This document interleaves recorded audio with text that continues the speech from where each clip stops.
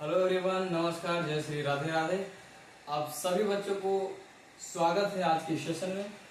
आज का ये सेशन बहुत ही ज्यादा इम्पोर्टेंट होने वाला है।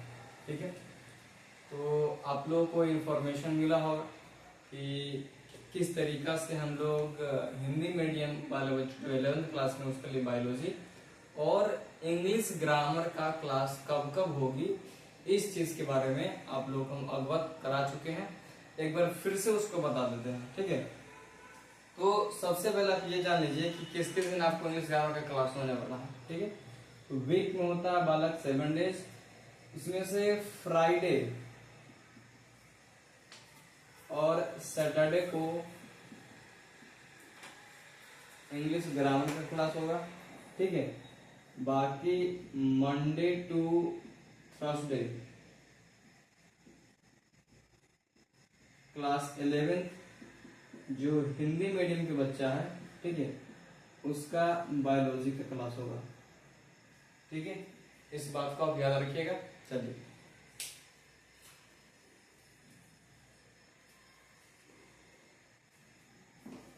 उसके बाद आप समझते हैं कि इंग्लिश ग्रामर किस किस को पढ़ना है, यानी कि ये सेशन जो होने वाला है किन किन स्टूडेंट्स के लिए होने वाला है।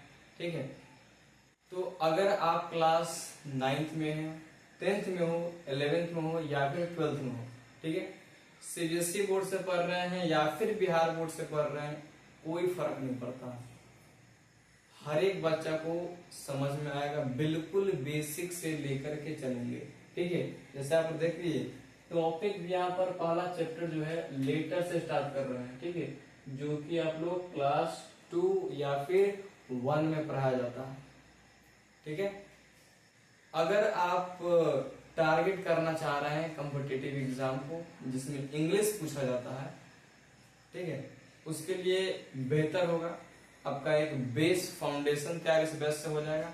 ठीक है, आगे जाकर के आप कोई भी कॉम्पिटिटिव एग्जाम को टारगेट कर सकते हैं, इसमें कहीं पर कोई समस्या नहीं आने वाला। ठीक है जी, तो जान लेते हैं कि इसमें कौन कौन से चैप्टर को हम लोग कवर करेंगे। ठीक है, तो सबसे पहला टॉपिक और चैप्टर आप बोल लीजिए तो लेटर से शुरू करेंगे, फिर आपका वर्ड पढ़ेंगे, फिर पार्ट्स ऑफ स्पीच है, phrase, clauses, sentence, noun, tense, intention of speaker, verb, modals, voice, preposition, ठीक है, inversion, pronoun, narration, article, determiners, adjective, adverb, question tag, comprehension या फिर आप इसको पैसेज बोल लीजिए। ये भी ज्यादातर पूछा जाता है। राइटिंग सेक्शन में आप लोग को बताएंगे किस तरीका से लेटर लिखा जाता है।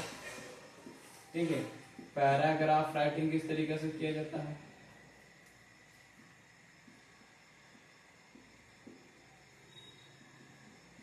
और साथ ही साथ आप लोग जब इंग्लिश लिटरेचर पढ़ोगे, ठीक है ना, जब आप लोग इंग्लिश लिटरेचर पढ़ोगे तो उस समय पर आप लोगों को आंसर राइटिंग किस तरीके से करना है, ये सारा चीज आपको सिखाया जाएगा आहिस्ता आहिस्ता।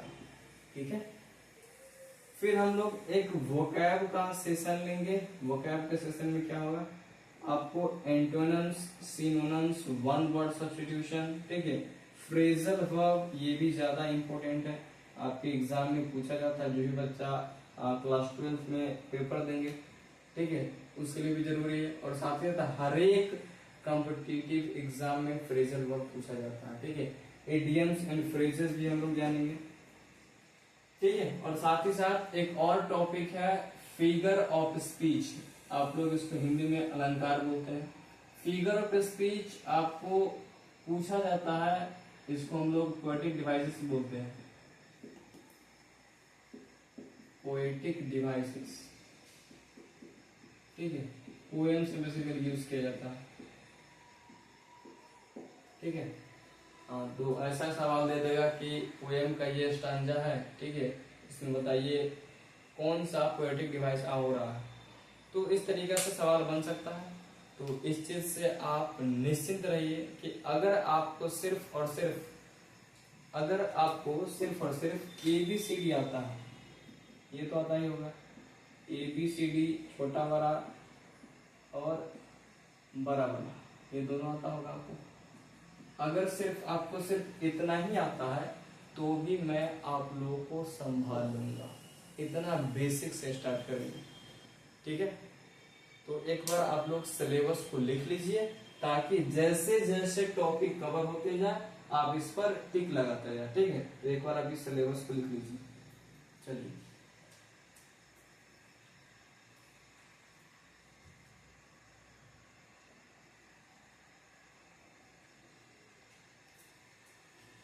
डन हो गया है, कोई दिक्कत नहीं है।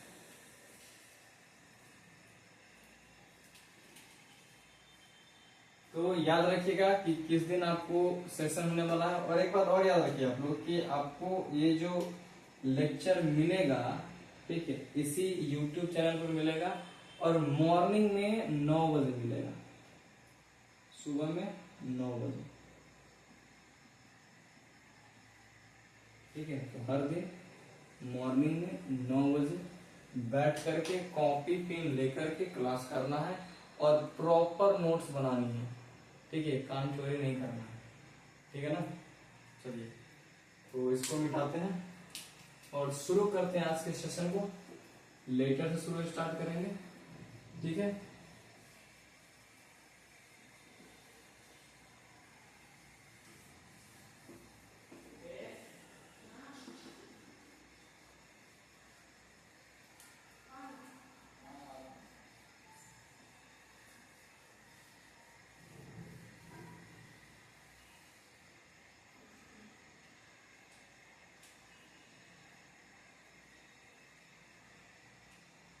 सारा मार्कर, चलो ठीक है।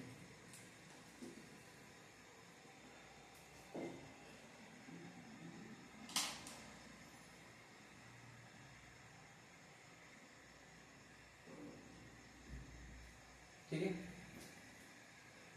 अब आपको एक बात तो मालूम पक्का होगा कि इंग्लिश अपने आप में एक लैंग्वेज है, ठीक है। लिख दे, इंग्लिश क्या है बच्चा? इंग्लिश अपने आप में एक लैंग्वेज है, ठीक है। ये बात पूरा बिल्कुल क्लियर। इंग्लिश लैंग्वेज होता है जिस तरीके से हिंदी भाषा होता है, भोजपुरी भी भाषा है भाई इसका, मैथिली भी भाषा है कि नहीं, बात तो कर रहा है। उसी प्रकार से इंग्लिश भी भाषा है, सिंपल। हाँ, अब देखो, चलिए यहाँ तक तो बात क्लियर है सर, ये बिल्कुल फैक्ट बात है कि इंग्लिश क्या है, एक लैंग्वेज है। अब जब भी कोई न्यू बेबी का जन्म होता है, अगर न्यू बेबी का जन्म होता है तो सबसे पहले क्या करता है, क्या करता है? रोता, या फिर रोता ही बेसिकली, और कुछ कहेगा नहीं, क्योंकि जब जन्म होता है तो कुछ बोलेगा ही नहीं, ठीक है। चिल्लाएगा, रोएगा और क्या करेगा, सिंपल। हाँ, यानी कि इसी बात को अगर दूसरे शब्दों में कहा जाए तो अपना वोकल कोड से साउंड को प्रोड्यूस कर रहा है कि नहीं, ठीक है। यानी कि लैंग्वेज से सबसे प्रथम जो जन्म होता है वो होता है बच्चा पानी साउंड का, ठीक है। साउंड का जन्म होता है, साउंड का जन्म होता है, ठीक है। बात कर रहे हैं। हाँ, अब सर साउंड क्या होता है? अरे बकलोल, साउंड जो हम बोल रहे हैं साउंड है, ठीक है। बात तो करना है ना, सिंपल। अब देखो, साउंड बेसिकली दो टाइप का होता है, एक वोवल साउंड और दूसरा कॉन्सोनेंट साउंड।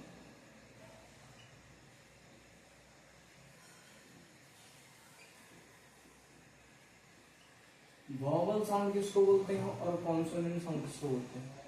तो इसको समझाने के लिए सबसे पहले एक फिगर बनाते हैं, उसको समझो।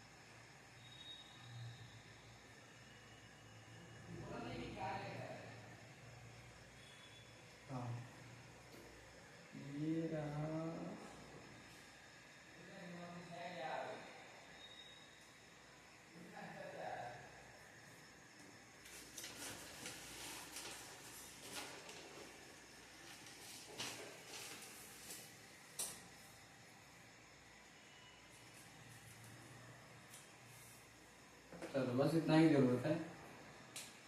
देखो, इसको हम लोग बोलते हैं माउथ, ठीक है। ये आपका है knows,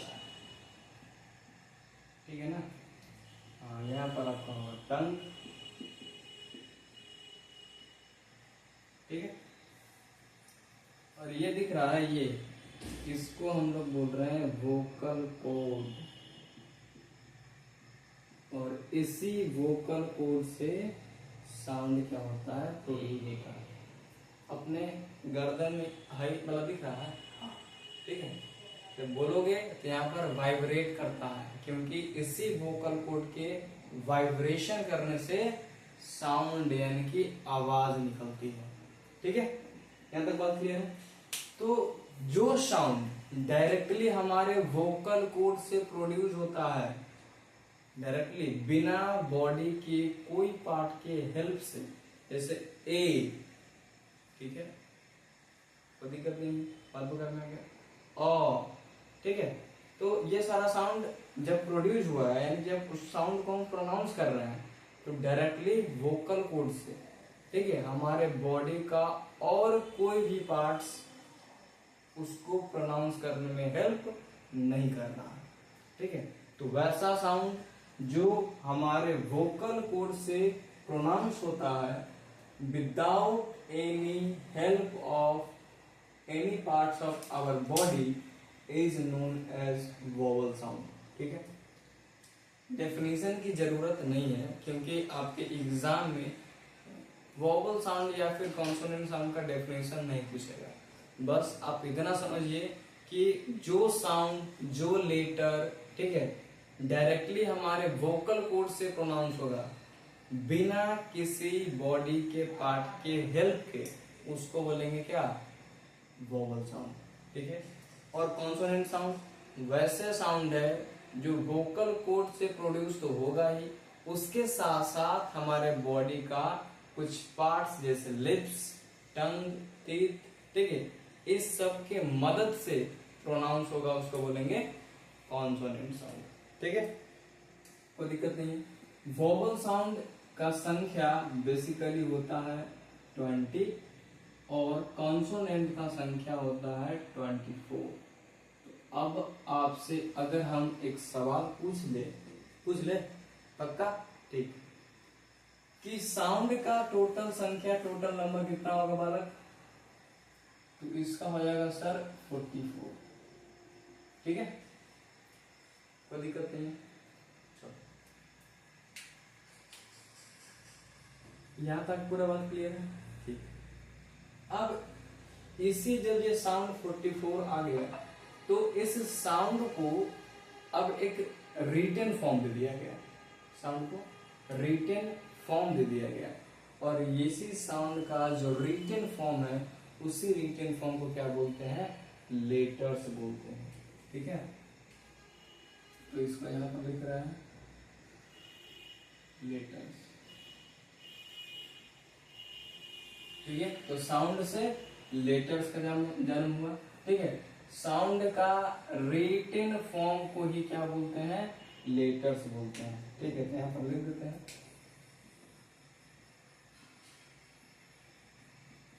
written form of sound, ठीक है। साउंड का रिटन फॉर्म को क्या बोल रहे हैं बालक, लेटर्स बोल रहे हैं। लेटर कितना होता है, तो लेटर 26 होता है। अब तुम्हारे मन में एक आया डाउट या फिर कंफ्यूजन, हाँ, लेकिन आया नहीं होगा, हम ऐसे बोल रहे हैं, आया नहीं होगा, तुम्हारा नहीं आया होगा, ठीक है। सुनो, अगर थोड़ा वो सोचो तो सर साउंड का संख्या 44 है, लेकिन लेटर्स 26 है, क्यों, ये भी तो 44 होना चाहिए था, ठीक है। अब सुनो, अब दो छोटा छोटा सेंटेंस लिखते हैं, उसके बाद आप समझना। लिखते हैं पहला, आई लिव इन पटना, और second, I am going to be live. अब यहां पर देखो, इस सेंटेंस में आई लिव इन पटना है और I am going to be live नहीं, इसको हम यहाँ पर क्या पढ़ेंगे, लाइव पढ़ेंगे। ठीक है, यहाँ पर क्या पढ़ रहे हैं, लिव, और यहाँ पर क्या पढ़ रहे हैं, लाइव। ठीक है, दोनों में देखो सेम लेटर है, यहाँ भी सेम लेटर्स है, सेम लेटर्स है, और यहाँ भी सेम लेटर्स है, लेकिन साउंड क्या आ रहा है, अलग अलग आ रहा है, साउंड अलग अलग आ रहा है। ठीक है ना, इसी वजह से तुम्हारा लेटर्स कम होता है, यानी कि 26 ही होता है, और साउंड कितना होता है, 44 होता है। बात पकड़ में आ गया। अगर यहां तक पूरा, अगर बेसिक से पूरा बात क्लियर है तो आप लोग एक बार कमेंट में डन लिख दीजिएगा तो अच्छा है। ठीक है, चलिए यहां तक नोट कर लीजिए।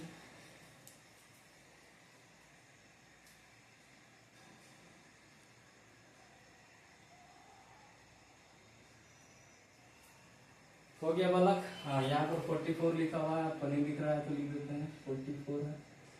ठीक है, चलिए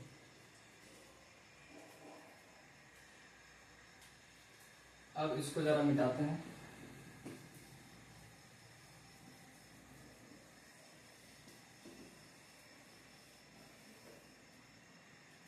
अब आगे समझो, हम लोग लेटर के बारे में चर्चा कर रहे हैं। ठीक है,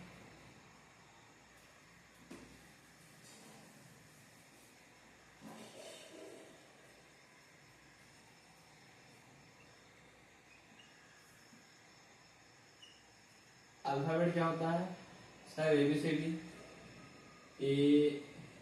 ABCD, EIOUVWX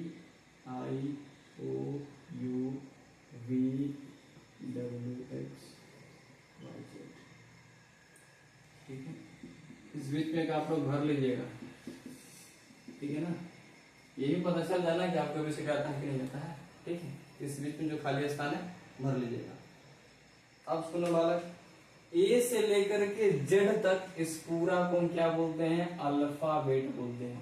पूरा क्या बोलते हैं, अल्फाबेट बोलते हैं। ठीक है, अगर आपसे पूछे ए क्या है तो ए लेटर है, बी भी एक दूसरा लेटर है, सी भी एक तीसरा लेटर है। लेकिन अगर हम ए से लेकर के जेड तक पूछ ले तो ये पूरा क्या होगा, अल्फाबेट होगा। ठीक है, और ए और बी एक साथ पूछ ले तो ये दोनों लेटर्स होगा। क्या बोल रहे हैं, अगर सिर्फ ए पूछे तो ये वाला का आपका होगा लेटर, क्योंकि एक लेटर है। ए बी सी डी एक साथ पूछ ले तो ये हो जाएगा लेटर्स, क्योंकि ग्रुप ऑफ लेटर्स है। ठीक है ना, कोई दिक्कत नहीं, बात पकड़ में आ गया। हाँ, आजकल फोन आते रहता है, जमाना उल्टा पुल्टा हो गया ना। चलो, लेकिन अगर बालक आपसे A to Z पूछ ले, ठीक है, तो इसको क्या बोलेंगे, अल्फाबेट बोलेंगे। ठीक है ना, कोई दिक्कत नहीं है, बात पकड़ में आ गया। हाँ, तो इतना बेसिक बात आपको मालूम होना चाहिए। चलो, अब यहाँ पर देख लो, AEIOU इसको बोलते हैं वोवल लेटर, वोवेल लेटर। ठीक है, बाकी इसको क्या बोल रहे हैं, कॉन्सोनेंट लेटर, कॉन्सोनेंट लेटर्स। और इसमें W और Y इसको क्या बोलते हैं, सेमी वोवल। ठीक है, सेमी वोवल लेटर्स। बात पकड़ में आ गया, कोई दिक्कत नहीं। ठीक है, तो आई होप यहाँ तक आपको लेटर के बारे में चर्चा हो गया है। ठीक है ना। हाँ, तो आप लोग बचपन में पढ़े हैं कि सर AEIOU के पीछे क्या लगाते हैं, एन लगाते हैं। क्यों, क्योंकि वोवल लेटर से सिंपल। हाँ, ठीक है, लेकिन बाद में मालूम चला सर अगर यहाँ पर ऑनेस्ट लिखा है, ठीक है, लेकिन सर यहाँ पर एच क्या है, ये तो सर कॉन्सोनेंट लेटर है, लेकिन इसके साथ ही भी एन लग जाता है। अगर आर लिखा है, ठीक है, आवर, तो इसके साथ भी एन लग जाता है। ऐसा क्यों, इसलिए क्योंकि इसका जो साउंड निकल रहा है वो साउंड क्या है, वोवल है। तो ए एन लगता है कहां पर, जहां पर साउंड वॉवल हो तो एन का प्रयोग करते हैं और साउंड कॉन्सोनेंट हो तो ए का यूज करते हैं। ठीक है, इसके बारे में चर्चा करेंगे कब, जब आपको आर्टिकल्स पढ़ाएंगे तब जाकर के डिटेल में चर्चा करेंगे। ठीक है, कोई दिक्कत नहीं। तो यहां तक आपको समझ में आ गया लेटर्स के बारे में, ठीक है ना। चलो अब बात कर लेते हैं वर्ड के बारे में कि वर्ड क्या होता है। तो लेटर से वर्ड का फॉर्मेशन होगा।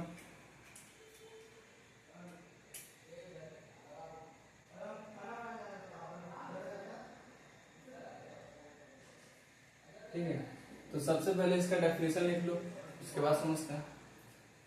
वर्ड के बारे में अगर चर्चा कर लिखेंगे,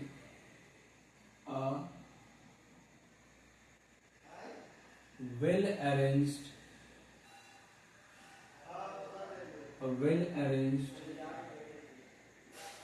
ग्रुप ऑफ लेटर्स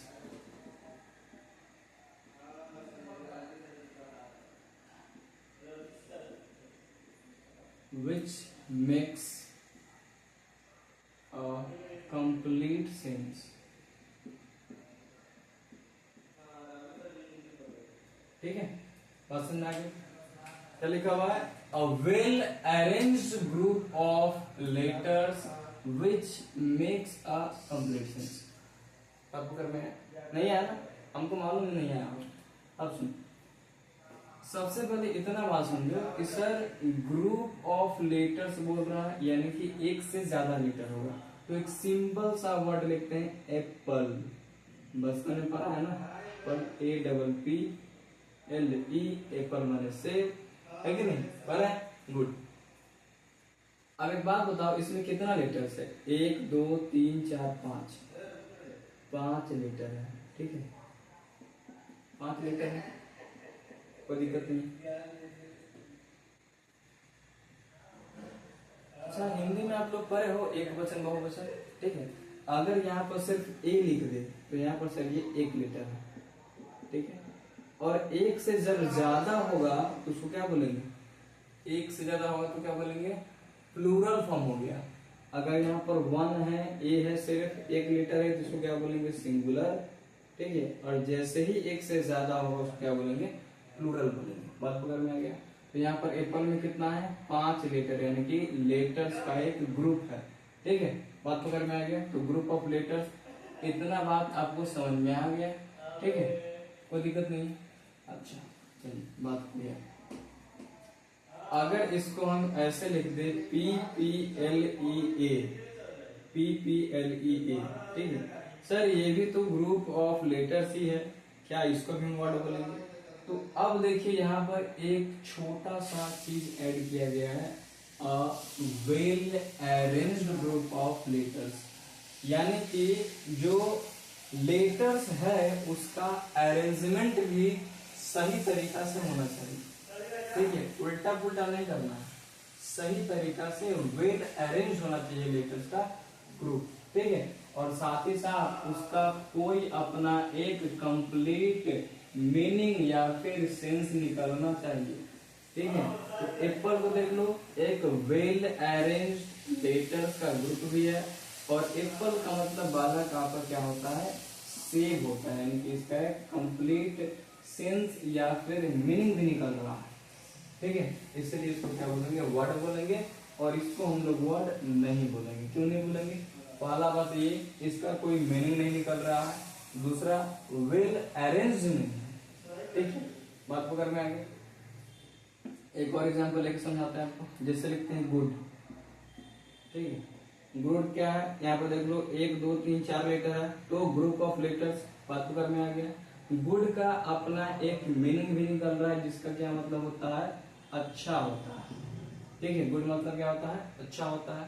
ठीक है, और साथ ही साथ गुड क्या है, वेल अरेंज्ड भी है, यानी कि यहाँ पर जो लेटर्स है वह अच्छे तरीका से व्यवस्थित किया गया, अच्छे तरीका से अरेंज किया गया है। अगर इसी चीज को हम उल्टा पलटा के OOGD लिख दे, ठीक है, तो ये भी तो ग्रुप ऑफ लेटर्स है, लेकिन अच्छा तरीका से अरेंज नहीं होने के कारण और इसका कोई भी सेंस या फिर मीनिंग नहीं निकल रहा है, जिसके वजह से इसको हम लोग वर्ड नहीं बोलेंगे, ठीक है ना। तो ये आपका वर्ड नहीं होगा, ठीक है। तो अपने नोट्स में भी इसी तरीके से आप लिख करके और कट कर दीजिएगा कि इसको वर्ड नहीं बोल रहे हैं, क्यों नहीं बोल रहे हैं। पहला चीज तो इसका कोई सेंस नहीं निकल रहा है, दूसरा चीज अच्छे तरीका से अरेंज नहीं है, ठीक है। तो वर्ड का फील आ गया, वर्ड किसको बोलते हैं, कोई दिक्कत नहीं। तो आज के सेशन में हम लोग क्या क्या पढ़े हैं, तो सिंपल ही बात, आपको जो इन्फॉर्मेशन बतानी थी इन्फॉर्मेशन बताया, और फिर हम स्टार्ट किए हैं बेसिक से, बहुत ही ज्यादा बेसिक लेवल पर जाकर के कि लेटर्स क्या होता है, फिर जाकर के आपको वर्ड समझाया कि वर्ड क्या होता है। और अगले क्लास में हम लोग बात करेंगे पार्ट्स ऑफ स्पीच के बारे में। अब एक बार थोड़ा सा उसका बारे में यहीं पर चर्चा कर लेते, बस थोड़ा सा। अब एक बात बताओ, जैसे ही यहाँ पर 26 लेटर्स है, ठीक है, आपके अल्फाबेट के अंदर 26 लेटर है, ये बात आपको मालूम है।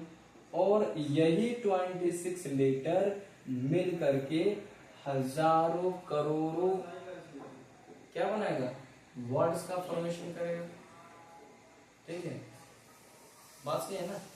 यही 26 लेटर्स मिल करके हजारों करोड़ों वर्ड्स को क्या करेगा, फॉर्मेशन करेगा। और उन सारे वर्ड्स को एक बार में या फिर अच्छे तरीके से पढ़ा नहीं जा सकता है, ठीक है। इसीलिए उसका क्या करते हैं हम लोग, क्लासिफिकेशन कर देते हैं, वर्गीकरण कर देते हैं, अलग अलग ग्रुप में बांट देते हैं, ठीक है ना। इसी जो हम अलग अलग ग्रुप में बांट दिए हैं, इसी के बारे में चर्चा करना है। और अगले क्लास में आपको बताएंगे कि किस तरीका से पार्ट्स ऑफ स्पीच का जन्म होता है इंग्लिश ग्रामर के अंदर और उसका क्या यूज होता है, ठीक है। तो अगला क्लास के लिए आप लोग बने रहिएगा, मिलते हैं अगले क्लास में। तब तक के लिए जय श्री राधे राधे, हंसते रहिए, मुस्कुराते रहिए, ठीक है। Thank you.